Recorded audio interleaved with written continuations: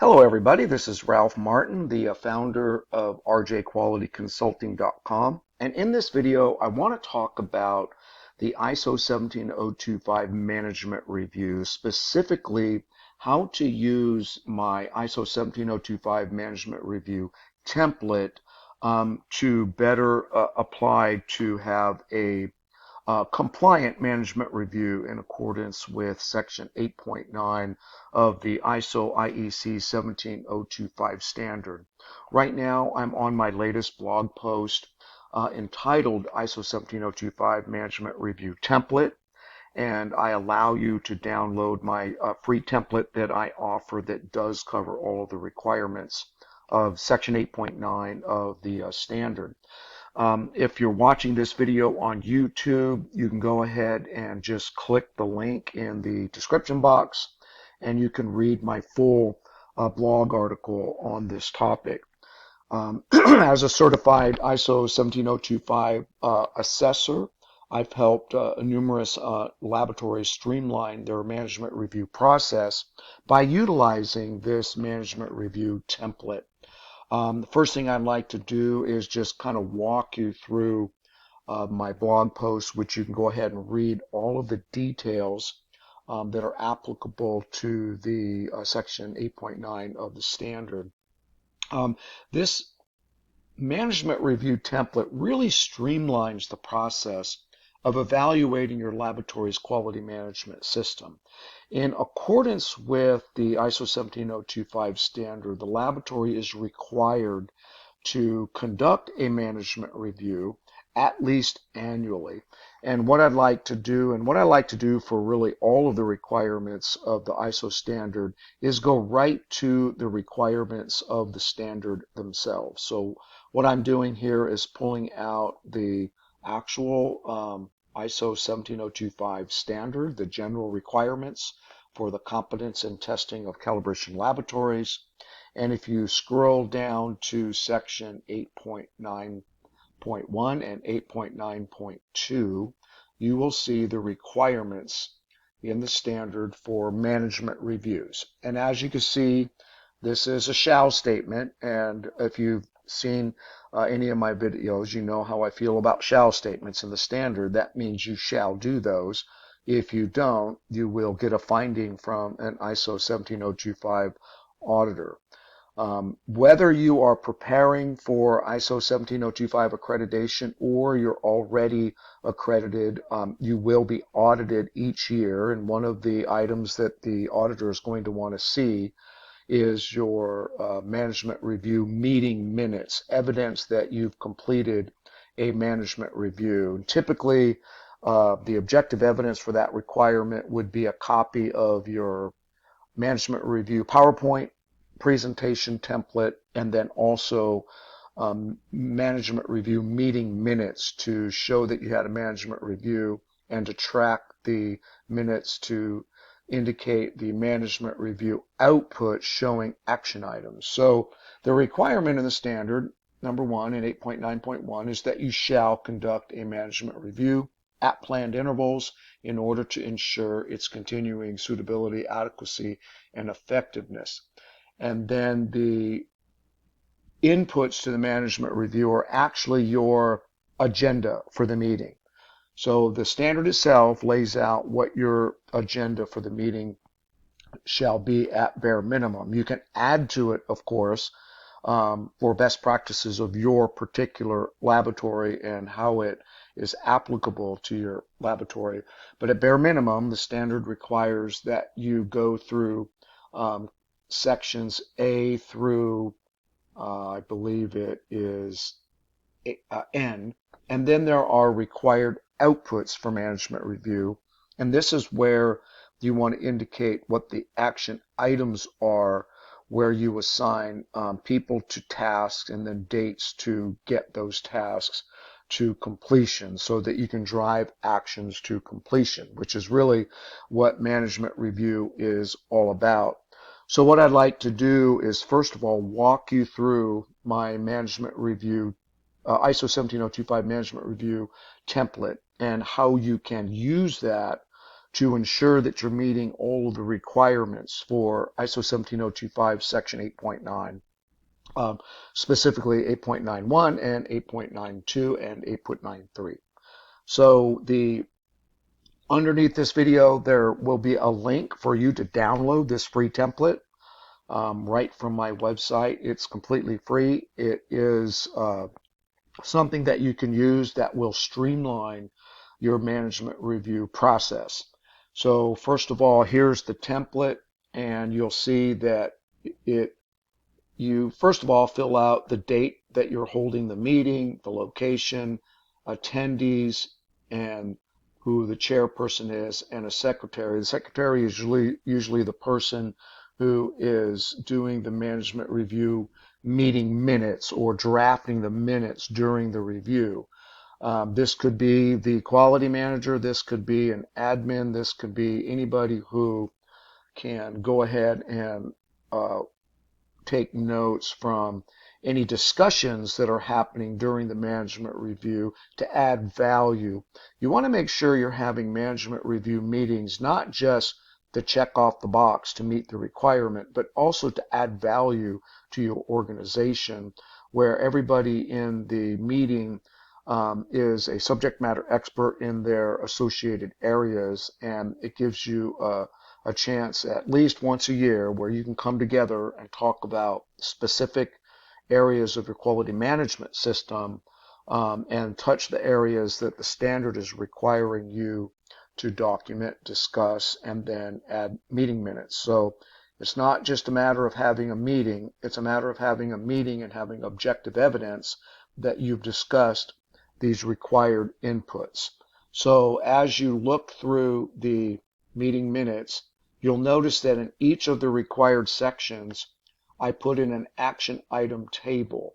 This will help you to accumulate all of the action items and then summarize all of those action items in the output section of the management review meeting minutes. This will help you to really drive actions to completion that come out of the management review. So the first thing you want to do is kind of review your agenda, and your agenda is the action items laid out in the standard that I just showed you. The first one is changes in internal and external issues relevant to the laboratory. You want to talk about these things. Internal and external issues are things that have been identified within your quality manual, that you defined what your internal and external issues are. You want to jot down any discussion points, and during that discussion, if there are any actions that certain individuals need to take, you would jot those in this box here. Next section is the fulfillment of objectives. One thing the standard requires is that you have measurable quality objectives, key performance indicators. You would most likely show on a PowerPoint presentation a list or table of those objectives, what the key performance indicators were, and then what the result of that quarter or months or years key performance indicators for that particular objectives. And then again, you would notate your discussion points of that conversation while you're showing the key performance indicators and quality objectives, and indicate any action items, responsible person, due date, and then the status of those action items. Then you have suitability of policies and procedures. This is also an area you might want to look at your proficiency testing procedure and plan. This is something that is also required in the standard, that you discuss your proficiency testing policy and procedure, and this would be a good area for you to discuss that and to write down any discussion points and any action items that come out of that. You may want to change your proficiency testing plan, for example, or your proficiency testing procedure, or what have you, and that would be documented in this section. Then you have review of minutes from previous management reviews. As you notice, we are documenting the action items, responsible person, due date, and status of this year's management review, meaning next year we will cover these action items to see if those action items have indeed come into completion. If not, the CEO or president or technical director might want to know why weren't these completed. This gives upper management a chance to find out if action items that they talked about a year ago have actually been completed, and if not, why not? And do you need me to provide resources, for example, to get these actions completed? And then you go on further down through this list, outcome of recent internal audits. You want to obviously have an internal audit prior to a management review so that you can discuss the results of that internal audit. This is where you would summarize those results to upper management. If they have any comments or discussions, you would document those and any corresponding action items with responsible person, due date, and status.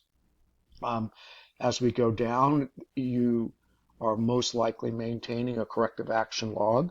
Typically, what you would do is display that corrective action log for all the corrective actions that have been documented since the last management review that you had.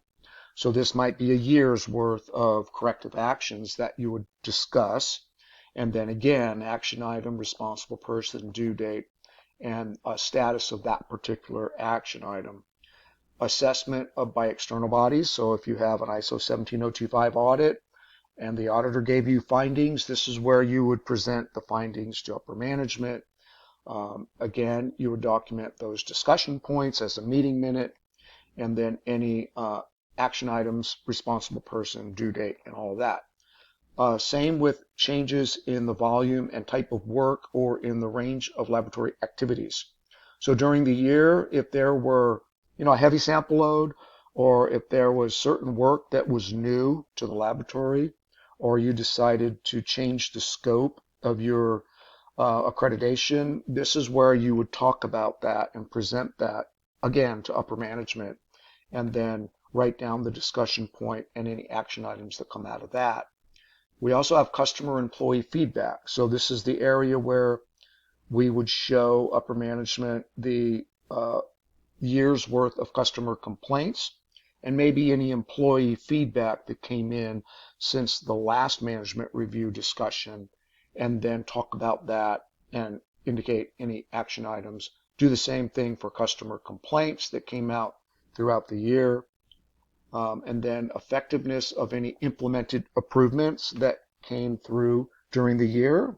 This gives you an opportunity to brag about any improvement initiatives that happened since the last management review and present those to upper management.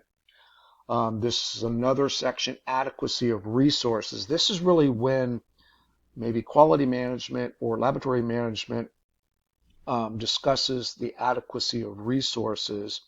And if, for example, if you find that, we really need more resources for this particular scope expansion that the company wants to do or whatever, and then this gives a chance for upper management to perhaps suggest some resources that they might be able to provide. This gives, the opportunity to ask for resources that you may need. Then you want to do a section on the result of risk identification that occurred in the past year or since the last management review. You would show, for example, the risk register with the most recent risks, talk about them, document any discussion points that come out of that. And also, here is an area that I issue a lot of nonconformities for, and that is the results of risk to impartiality.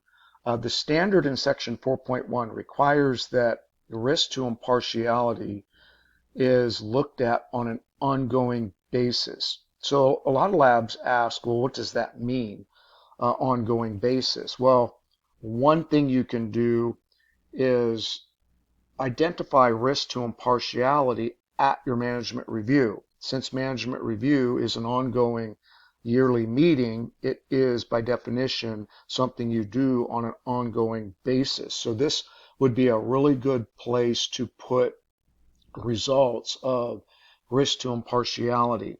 An auditor might ask you, do you have any objective evidence that you look at risk to impartiality on an ongoing basis? Your answer could be, well, yeah, we review those risk to impartiality during our management review, and we have a management review annually. This is where we document those. Even if you didn't have any risk to impartiality, even if you just had a bullet point item where you asked everybody in the meeting, hey, have you experienced any risk to impartiality this year or since the last management review? And even if everybody was to say no, and you document that discussion, it still meets the requirement of Section 4.1 of the standard that you considered risk to impartiality on an ongoing basis. So this is a real tip for those that are looking for a way to document that objective evidence for the requirement in Section 4.1 of risk to impartiality. This is just something that would meet the requirements, and every ISO auditor I know would accept this as objective evidence for risk to impartiality. So this is a tip that you could use.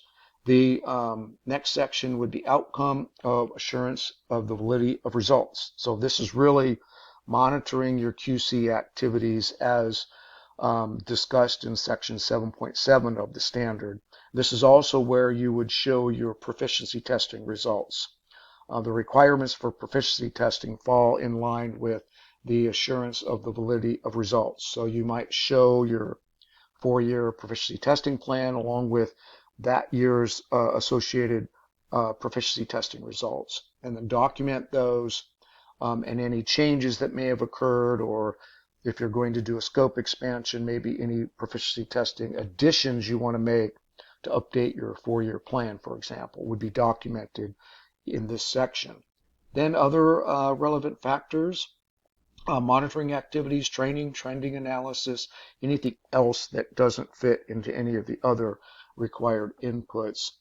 I added this section. It's not actually in the standard, but new business and planning for forecasting and maybe opportunities for improvement. And then at the very end for management review outputs, what you would do is you would summarize all of these action items from each of these tables and then summarize those in your final management review outputs. So section 8.9.3 requires that you document management review outputs. This is a good place to document or take a summary of all those tables above and all the individual input requirements, and then highlight those all here into one place where you would have the status of the action items that were discussed during management review. And of course, these action items will go into next year's management review when you talk about actions, review of actions from previous management reviews. That's where you would get items in this table to talk about previous actions for management review. If this is your first management review meeting, then you would simply put NA. This is non-applicable because we didn't have a management review last year, because this is our first year for laboratory 17025 accreditation, and it may be your first management review. For these laboratories that have never had a management review, this would be a perfect document to use to ensure that you're meeting the objective evidence for conducting a management review. Typically, an accreditation body is going to want to see your management review meeting minutes prior to them even coming out to do an audit at your laboratory. This is a requirement that is usually asked for about 30 days in advance of the actual audit, in addition to your internal audit report and your proficiency testing plan. These are items that an accreditation body wants to see beforehand. If you are a laboratory that's never been accredited and you are seeking accreditation, these are 3 areas that you're going to want to make sure you have prepared prior to planning your ISO 17025 audit. If you ever need any help in getting your laboratory ready for ISO 17025 accreditation, I offer a free 45-minute consultation. You just go ahead and click the link below this video or go to my website and fill out a form where you can literally set up a meeting with me, and I'll give you a free 45-minute consultation on what you need to do to meet the requirements of ISO 17025, or really any standard for that matter. And also underneath this video will be a link for you to download this free management review meeting minute template to help you perform and meet the requirements of Section 8.9 as it pertains to ISO 17025 management review requirements. So that's really how that works. And back to the original article, go ahead and feel free to read this whole blog article. It'll give you tips and tricks on how to conduct an effective management review. It's all about effectivity. The more effective your management review is, the more likely you'll be able to implement quality management improvement within your laboratory. So this is Ralph Martin signing off, and you make it a great day.